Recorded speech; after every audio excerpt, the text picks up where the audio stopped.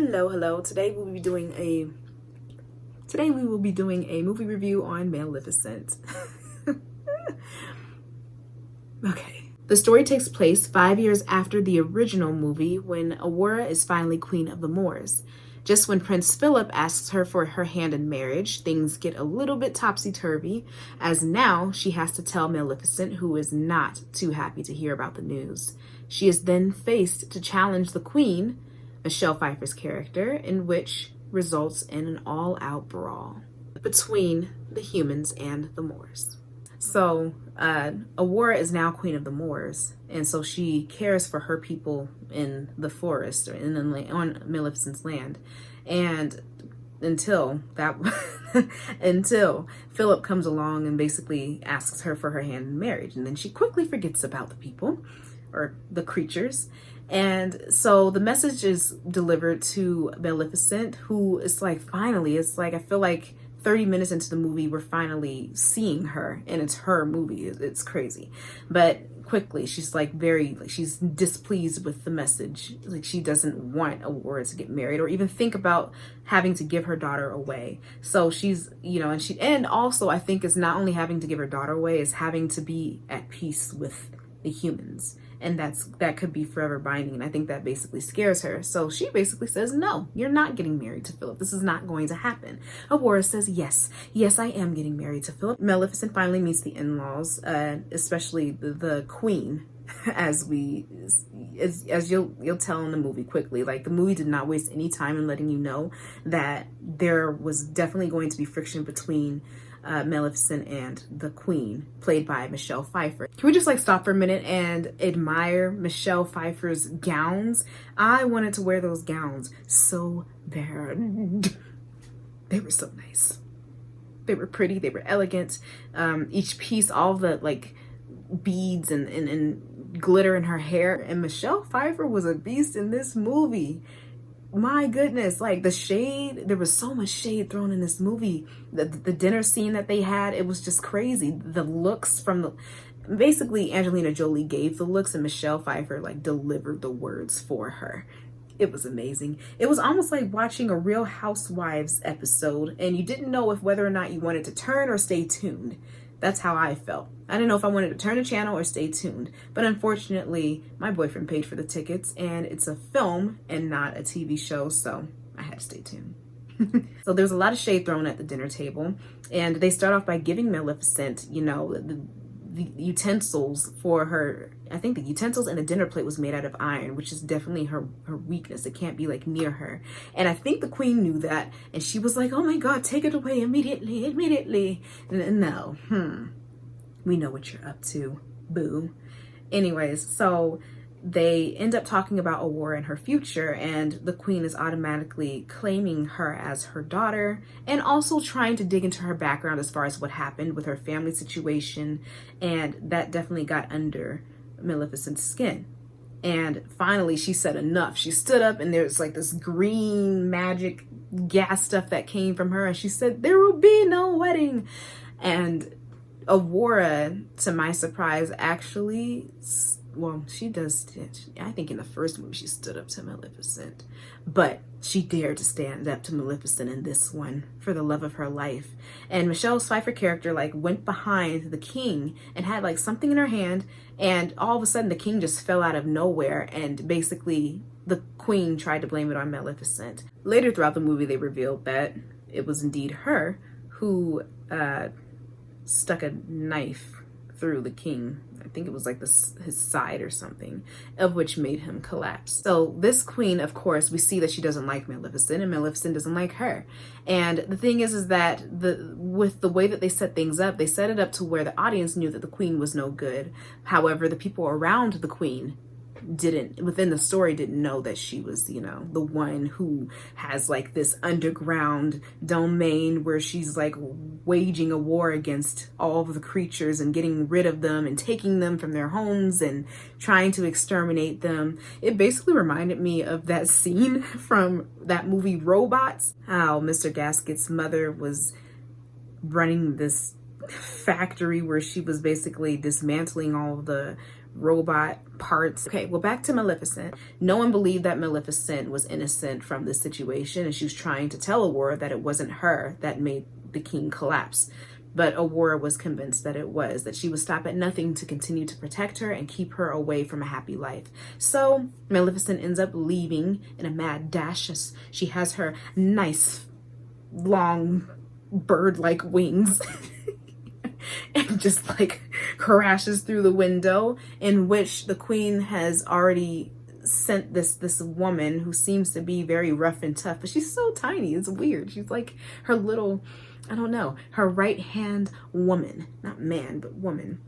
And then she basically fires off this arrow that's injected with I think it was iron, and Maleficent ends up falling into the ocean, where she's then found by a creature that looks exactly like her. So as Connell was giving her all these details about, you know, the land, where she comes from, and who she's a descendant of, it just told me right then and there something was going to happen to his character, because it's like when you're giving all that exposition in the movie, you can kind of tell that the character might not last as long, and I was right.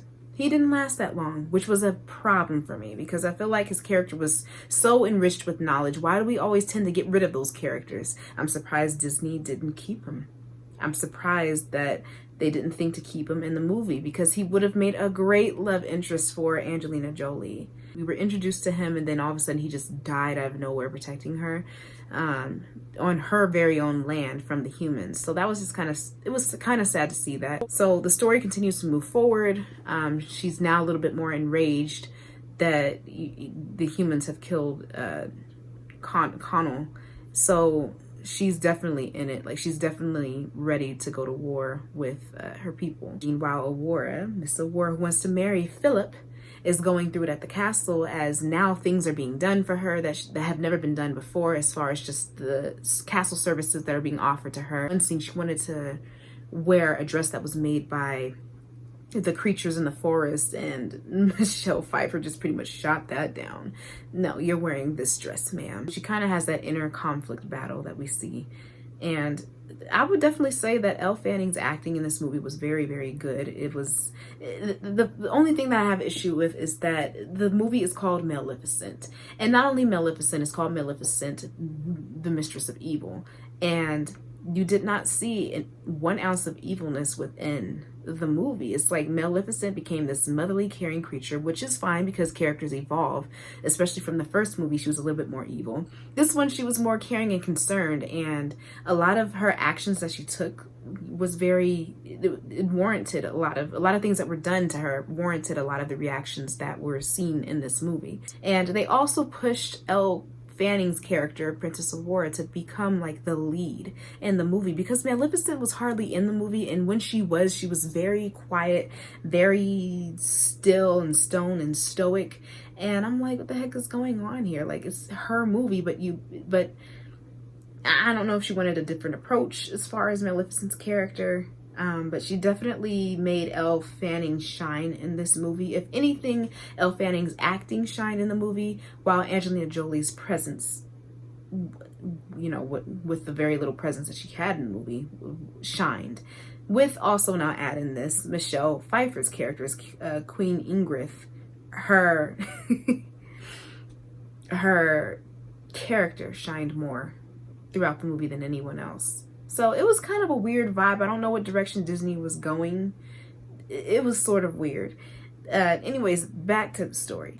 So there was clearly going to be a battle to be had. It's basically too late for them, as the war has already begun, because they basically lured the creatures into the church by convincing them that they were invited to Prince Phillips and Princess Aurora's wedding.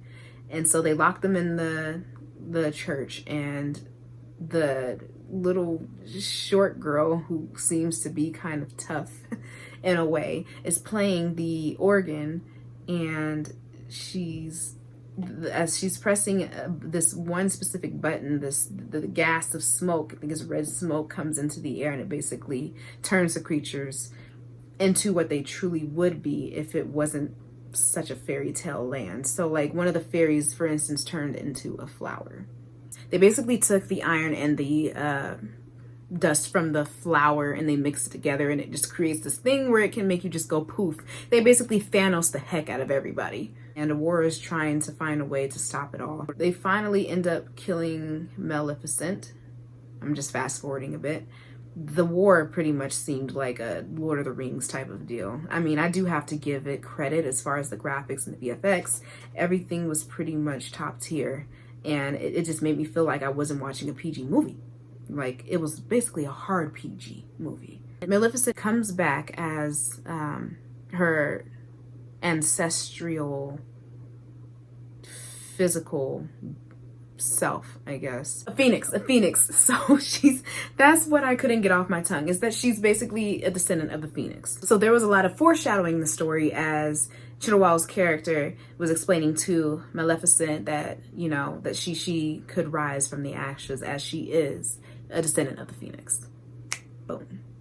And then the queen, she's like, oh no, and she ends up pushing Aurora off of the castle building. As Aurora is basically falling to her death, that's when Maleficent comes down and flies down and rescues her, and they make a hard landing, and everyone's all happy and grand because they see this creature, and all of her bird-like creatures are, you know, all hail Maleficent, as, you know, they see her as her true form. So, and she ends up turning back into who she is. Yeah, all is well. She approves of the wedding between her and Philip, and flowers are growing all over the castle and in preparation of the wedding, and they end up getting married. And yeah, just like a fairy tale, it's a happy ending. I mean, it was a good movie. There were a few concerns, especially with Elle Fanning's character as a Princess Aurora being pushed forward as the lead. That was a little bit weird for me. And Maleficent not being as evil as they say she is, at least in the title. That's what they say, Mistress of Evil. I just saw someone who grew up and developed into a motherly figure of whom loves her adoptive daughter and wants to protect her, and that's fine. I would say it was a good movie, but you can also wait to see it, if that makes sense. You can wait to see it, but if you want to see it in theaters, I mean, it's not a complete waste of time. It was pretty good. Let me know if have you seen this movie. Comment down below. Did you like it? Did you not like it? And what did you think about Angelina Jolie's character basically being pushed back into a supporting role? That's what it seemed like. That's what it appeared to be. I don't know. And yeah, let me know if you liked it or not. And I will see you guys later.